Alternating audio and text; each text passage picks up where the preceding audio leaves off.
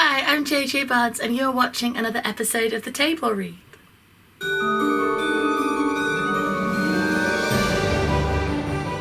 Hi and welcome back. So the first thing I have to say is I'm really sorry. I have lost my voice. This is why I didn't put out any videos last week, because it was even worse than this. You couldn't hear me at all. So if you are struggling to hear me in these videos, I'm so sorry. I swear I'm trying my best. So today's video, I'm going to talk to you about how to write in a 3-act structure.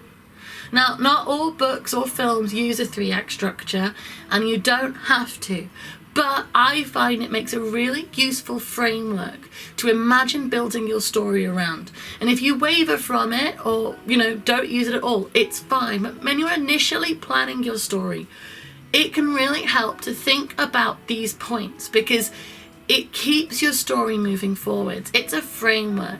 Imagine you're building a tent and your story is the canopy. That's the final finished thing. The tent poles are the structure, and a 3-act structure can really help you work out how to move your story through. So when you were in school, you most likely were told that your story has a beginning, a middle and an end. And when I was in school, this didn't make much sense to me. I was like, of course it does. Like, you look at a finished document, you've got a beginning, and then you've got the end, and then in the middle is where you've got half the number of words. But that's not what it means. And it doesn't have to all be equal in length, but imagine it is about. So the structure of your tent, you imagine it like a triangle. So this end, this elbow, bottom of your triangle here, is you're launching your conflict. So this is when you set your protagonist against the antagonist and they go into motion.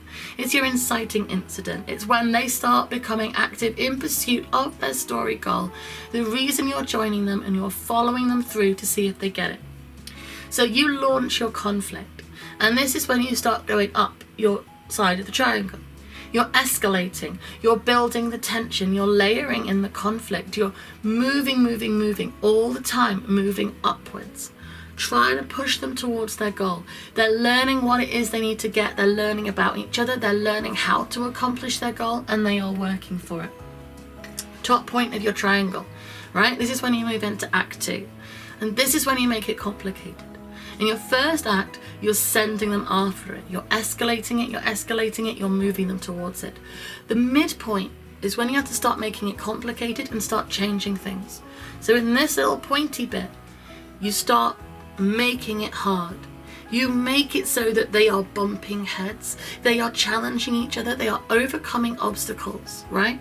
And at the midpoint, in the middle of the second act, that is when they start going towards the climax. So you challenge them, you launch them, challenge them, make it hard, make them learn, make them work for it. And then you're going to send them down towards the climax, which is when they start learning what they need to do. So the second half of Act 2, and this is when some people will break it into 4 acts, but just imagine it like the top point of a triangle. This side, you're throwing all the complications at them. This side, they're starting to overcome those complications, and then they're heading down straight towards the climax. And in this bit, they are using everything that they have learned, overcome, figured out, and they are crashing into each other to see who wins. So your story will follow both your protagonist and your antagonist. They both want something, they can't both have it. Whether it's one of them is an alien invading and one of them wants to stop the aliens invading, or they're both going for the same piece of treasure in the pirate ship. It doesn't matter. Beginning of the story, you launch them, and they are both working. They are finding out what it is they need to know. They are working for it. Then they start making life difficult, start making it complicated. Then they learn something they need to know, something that will head them towards the climax. They figure some key information out. Something happens that sends them towards that climax. Then you bump them. Then they have both learned, they've both figured things out. They are both stronger, they are both smarter, they've both learned information that they need. And you're crashing them together. At the climax, one of them will overcome the other one, and it doesn't matter which one it is. If your protagonist loses, that makes just as good a story as if your antagonist loses. You're not bound to make sure your protagonist wins. It does not have to have a happily ever after. But they have learned, they have grown, and you're clashing them together. So this structure, this triangle, it works as a really nice way, as I say, a framework for your story. Because you need to send your protagonist after their goal, and that launches them. You need to have them overcome challenges. You need to have them learn. It's interesting. If everything's too easy and you just launch them and they get there, that's nothing. That's not a story. That's just following someone walk across the road and pick shit up, and you don't want to do that. Make it complicated. Every time you make it complicated, every time they overcome a goal, every time they overcome a challenge, they learn something. They get better. They get smarter. It's entertaining watching them try and stop each other. It means it's not too easy. It means that they're fighting for what they want, and it's worth it. If no one's fighting for what they want, it's not really worth the effort, right? So that is when you use that. That's the entertainment. That is the fun. That's the excitement. That's the challenge. And then you have to send them towards the climax. So they have to have learned. They have to have figured something out from what happened in the middle. And then you bump them into each other. And it might sound like a really simple thing, but as I say, when you're in school, you're told beginning, middle, and end. But unless you think of it, a structure, a framework, putting your characters into action, making them overcome challenges, sending them towards the climax where they use the information they've learned, that is how you use the 3-act structure.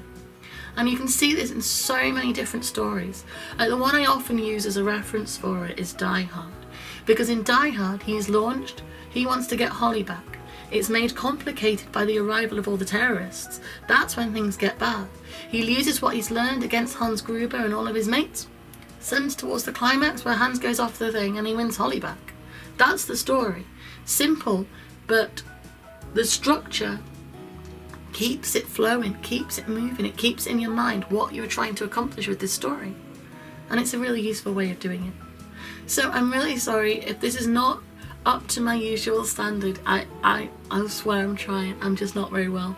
But I'm going to keep going. I'm going to keep trying. And hopefully what I've said, because everything I've said, like, I'm not saying what I've said isn't any good. It's absolutely a really useful technique to use. I'm not sure right now if I've explained it as clearly as I could. But as I say, hopefully. And thank you very much for coming back for another one of my videos. If you subscribe to this channel, I'm trying to put out a video every Monday, Wednesday and Friday. And then other stuff goes out as well. Yeah, if you go to the tableread.co.uk, over there you'll find all the articles, all the interviews, everything that's going on like that. I'm so sorry, I'm so hot. It's really, really hot up here. And what else? Yeah, a comment if you have any examples. What is a 3-act structure that you've really enjoyed in a book or a film or an episode of television?